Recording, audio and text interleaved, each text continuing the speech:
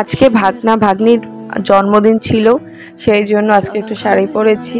শাড়ি পরে আমাদের বাসার সামনেই দিদিদের বাসা। হ্যালো গাইস, কেমন আছো তোমরা সবাই? আমাদের এই যে আমাদের বাড়ির একটু সামনেই দিদিদের বাড়ি করেছে। দিদিদের বাড়ি যেতে যে জল হয়েছে দেখুন, মানে জল পেরিয়ে যাওয়া লাগছে। এই জন্য দেখুন কি কত জলের মধ্যে কিন্তু মাছও পাওয়া যায়, কই মাছ আসে, অনেক মাছ আসে এর মধ্যে। এই জলের মধ্যে কতগুলো জল হয়েছে, ভালোই লাগছে একদিকে যেতে। দিদিদের কষ্ট হয় সবসময়, এরকম জল একটু বৃষ্টি হলে এখানে জল জমে। তো গিয়েই খাবার দাবার কাছে চলে গেলাম।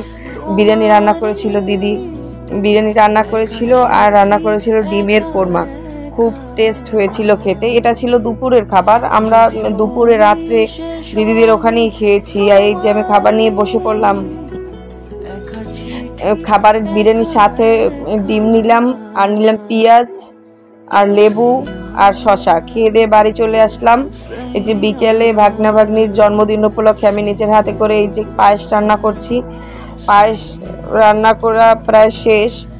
দেখুন পায়েসটা খেতে যে কি মজা হয়েছিল কি বলবো, মানে প্রচণ্ড পরিমাণে টেস্টি হয়েছিল পায়েসটা খেতে।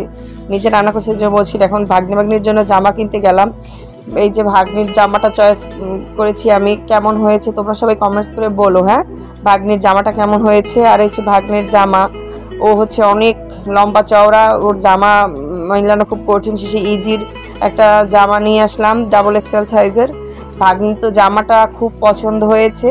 দেখুন তো আমার লাল টুকটুকি ভাগ্নিকে কেমন লাগছে। আর এই যে পাশে আমার ভাসুরের মেয়ে, আবার এদিকে যা বড় যা তোমাদের, সে আবার ডেকোরেশন করছিল। এদিকে আমার এই যে ছোট দেওর, ও সব বেলুন টেলুন দিয়ে ঘর গোছাচ্ছিল। এই ছোট যা বসে আছে।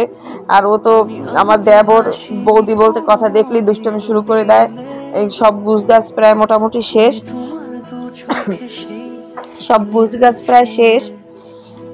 দেখুন কেমন হয়েছে সাজানোটা, সবাই কমেন্টস করে বলবেন। একদম ঘরোয়া পরিবেশে, মানে শুধু আমরাই ছিলাম, বাইরের কোনো মানুষ ইনভাইটেড ছিল না। শুধু আমরা নিজেরাই এরকম করেছি, নিজেরাই জন্মদিন সেলিব্রেট করেছি। এই এখন দেখুন আমাদের এই ভাগ্নিকে নিয়ে আমি আছি, আমি দাঁড়িয়েছি। আমার ছেলেটাকে টেনে টুনে আনলাম, এত দুষ্ট, মানে এক জায়গায় রাখাই খুব মুশকিল হয়ে যায় তাকে। এখন আমি নিজে একটু সেলফি তুলে নিলাম, একটু সেলফি ক্যামেরা দিয়ে একটু সবাইকে ভিডিও করলাম। দিদি এসে দাঁড়িয়েছে, আমার ননদ সে এসে দাঁড়িয়েছে। এই যে আমরা তিন যা, প্রথমে আছে ছোট যা, তারপর আমার বড় যা, তারপর আমি হচ্ছি মেজো।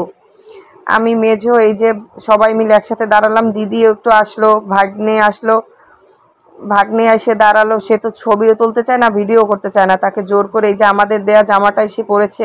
কেমন লাগছে ভাগ্নি আর ভাগ্নিকে তোমরা একটু কমেন্টস করে জানিও। হ্যাঁ, এই যে জন্মদিনের কেক কাটা হচ্ছে, কেকটা কেটে সবাইকে খাওয়ালো। দুজন প্রথমে ভাগ্নির মুখে আমার ননদ দিয়ে দিল। খুব একটা আনন্দঘন পরিবেশ। আমরা